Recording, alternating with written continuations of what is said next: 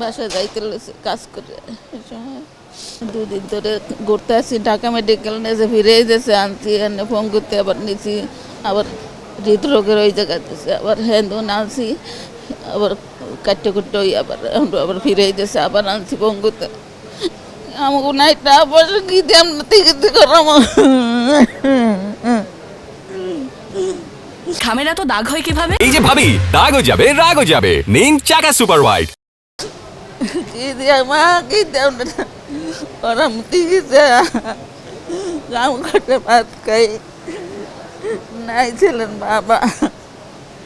হ্যাঁ, আসলে নিটোরের ইতিহাসে এই লাস্ট গতকালকে আর আজকে মিলায় যতগুলা ভাস্কুলার ইনজুরির পেশেন্ট আসছে, মানে খুবই রিয়ার আর কি। এতদিন এই পরিমাণ হিউজ পেশেন্ট আসে নাই। গতকাল প্রায় আমাদের 30 to 40টার মতো হচ্ছে ভাস্কুলার ইনজুরির, অনলি ভাস্কুলার ইনজুরির পেশেন্টই ছিল।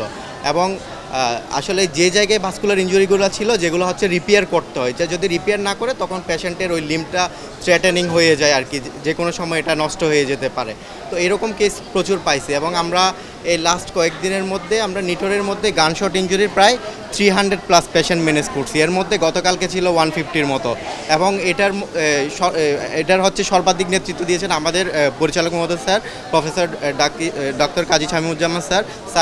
সার্বক্ষণিক আমাদের হসপিটালেই ছিল, সার্বক্ষণিক হসপিটালেই ছিল এবং সব সময় আপডেটেড ছিল যে কোনো খারাপ পরিস্থিতি মোকাবেলা করার জন্য, যাতে ফার্দার কোনো না হয়, সব সময় স্যার আমাদের সাথে আপডেটেড ছিল।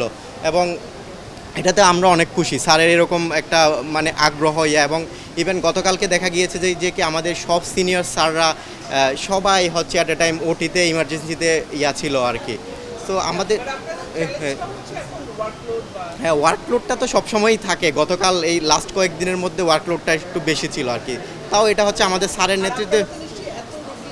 হ্যাঁ, এত পেশেন্ট আমরা দেখি নাই আসলে, এতভাবে ম্যানেজ করে না। একটা অ্যাভারেজ আসতো ডেইলি হচ্ছে 200-এর মতো থাকতো, 200 বা 250। কালকে পেশেন্ট ছিল প্রায় দ্বিগুণ ছিল আর কি।